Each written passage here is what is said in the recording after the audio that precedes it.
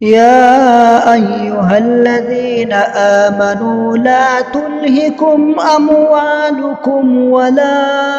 أولادكم عن ذكر الله ومن يفعل ذلك فأولئك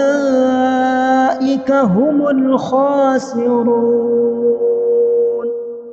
وأنفقوا مما رزقناكم من قبل أن يأتي أحدكم الموت فيقول رب لولا أخرتني إلى أجل قريب فأصدق وأكن من الصالحين ولن يؤخر الله نفسا إذا جاء أجلها والله خبير